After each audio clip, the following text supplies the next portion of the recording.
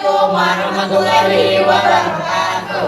Perkenalkan, nama saya Adistikesya Pradipa. Di samping saya ada Zaki, di samping Zaki ada Bunga. Di depan saya ada Azza, di samping Azza ada Anifa. Saya Adisti sebagai pembawa materi pertama.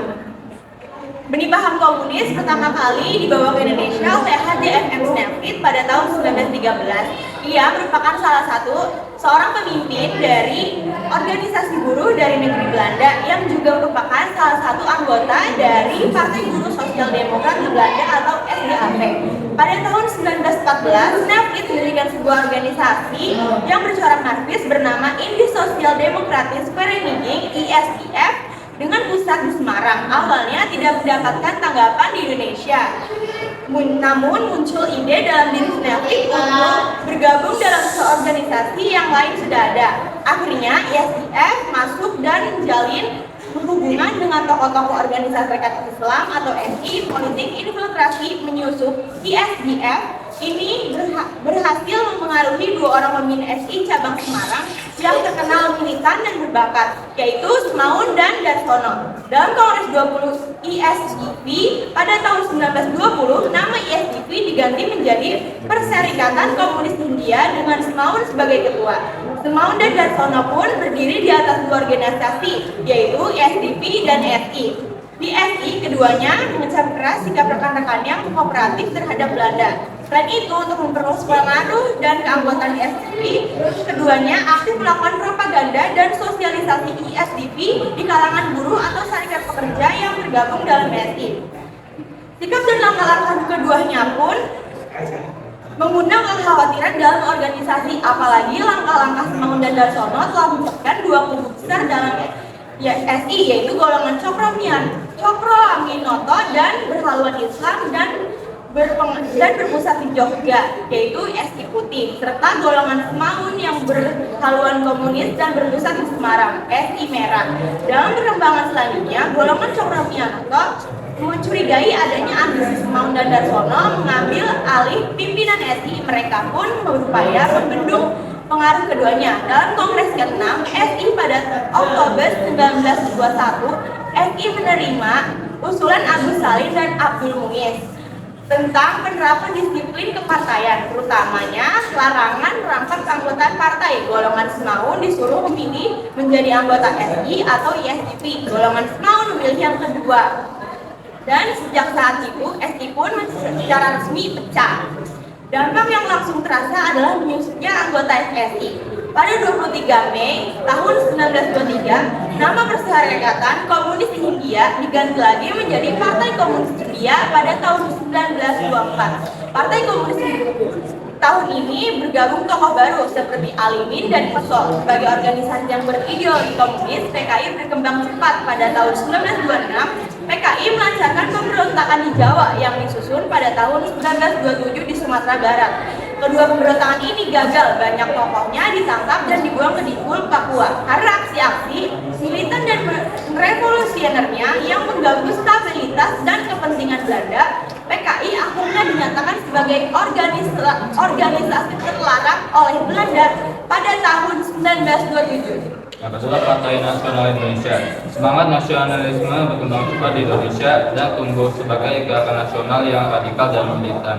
Pada tahun 1925, berdiri sebuah organisasi yang bernama Al-Jimin Studi Club di Bandung yang diperkasai oleh Insinyur Edi Soekarno. Ia berpendapat bahwa ideologi yang berkembang di Indonesia seperti nasionalisme, Islamisme, dan Marxisme dapat digunakan sebagai alat pemersatu bangsa. Perkumpulan ini mendirikan Perserikatan Nasional Indonesia pada tahun 1927 dengan Soekarno sebagai ketuanya. Pemimpinnya berjumlah 8 orang, yaitu Dr. Cipto Mangunkusumo, Dirut Antari, Mr. Sartono, Mr. Iskak, Mr. Sunario, Mr. Budiarto, Tamsi, dan Soekarno.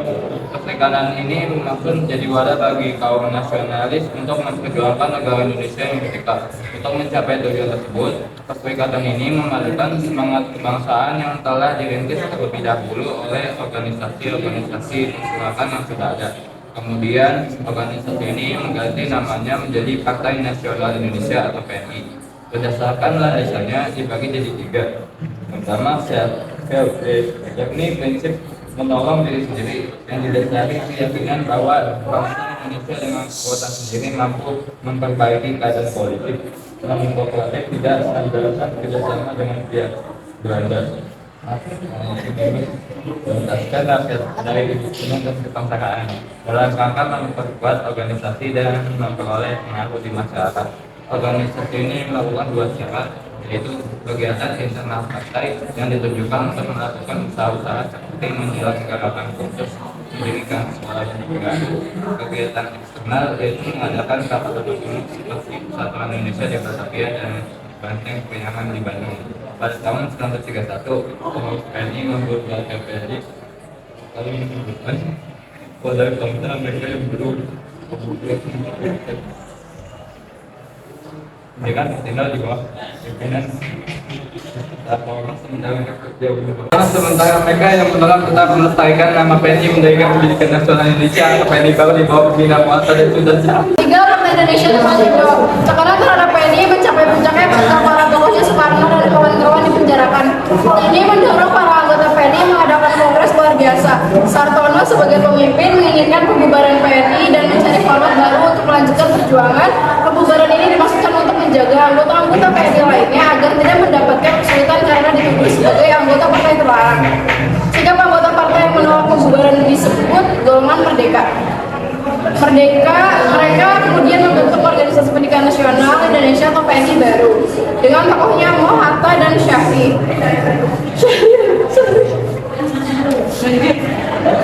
Golongan merdeka mengkritik ketergantungan pada seorang pemimpin dan lebih menekankan pentingnya pendidikan kader.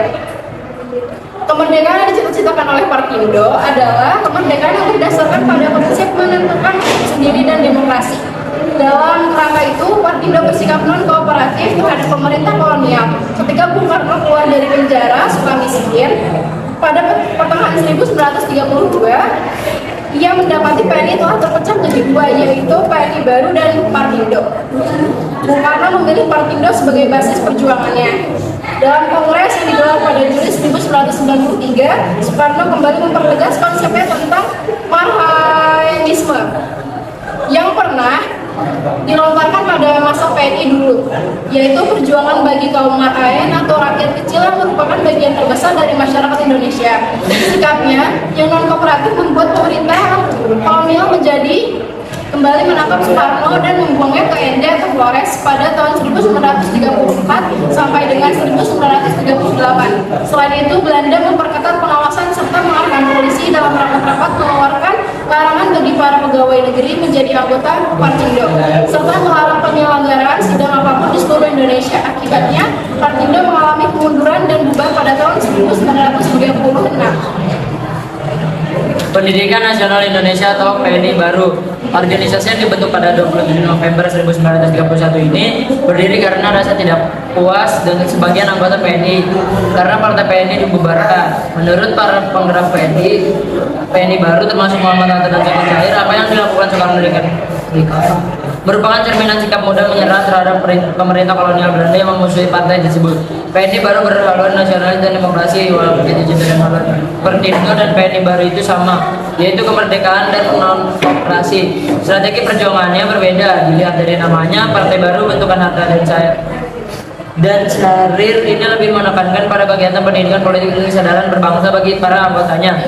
Bagi Hatta, pijakan pertama menuju Indonesia merdeka adalah menanamkan kesadaran bersama kolektif pada rakyat akan situasi dan kondisi mereka sebagai bangsa terjajah dan kemudian menyadari hak mereka untuk menentukan nasib sendiri.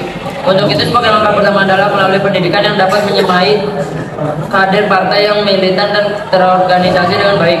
Sementara itu alur politik Soekarno lebih ke arah agitasi politik. Tampaknya Soekarno memang memiliki kemampuan melancarkan agitasi politik. Menurut Hatta, agitasi tidak membentuk fondasi yang kuat menuju kemerdekaan karena tidak melahirkan kesadaran dan cara pikiran yang matang. PNI baru gencar menyebarkan ide di perjuangannya. Media yang digunakan adalah surat kabar bernama Daulat Rakyat.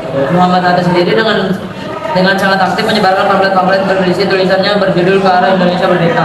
Dalam tulisannya ini dengan semangat dia mengatakan pemerintah yang baik adalah pemerintah rakyat, pemerintah yang dipimpin oleh para priai dan golongan cendekiawan yang hanya mementingkan diri sendiri. Oleh karena itu, strategi perjuangannya yang bersifat non-kooperatif, PNI baru juga mengalami tindakan represif dari pemerintah kolonial. Hatta dan Sultan Syahrir ditangkap lalu dibuang ke Bourbon Mendigul, Papua pada tahun 1934. Kemudian pada tahun 1936, tidak lama kemudian keduanya dipindahkan ke Sukabumi, Jawa Barat dan dibebaskan pada saat pendudukan Jepang sebagai akibat yang tindakan represif Belanda. PNI baru tidak berkembang sesuai cita-cita awalnya. Oke, latar belakang. Sejak pemerintahan Gubernur Jenderal Freeport yang pemerintah pada 1921 sampai 1926, organisasi pergerakan dikendalikan dengan aturan yang keras. Contohnya dengan ancaman pemecatan, pegawai negeri dilarang menggunakan bagian atau memberi hukuman pada pergerakan yang dianggap meronggong kekuasaan pemerintah. Freeport juga membuat peraturan yang menyangkut perjalanan dalam batas-batas Hindia Belanda untuk mencegah juru bicara suatu partai politik mempromosikan tujuan-tujuannya di Jawa. Pada masa Gubernur Jenderal BC dari tahun 1931 sampai 1936, peraturan dibuat lebih keras lagi. Pada masanya, banyak organisasi pergerakan nasional mengambil sikap radikal terhadap pemerintah kolonial Belanda. Hal ini membuat kaum aktivis pergerakan tidak leluasa mewujudkan cita-cita politiknya, yaitu kemerdekaan Indonesia.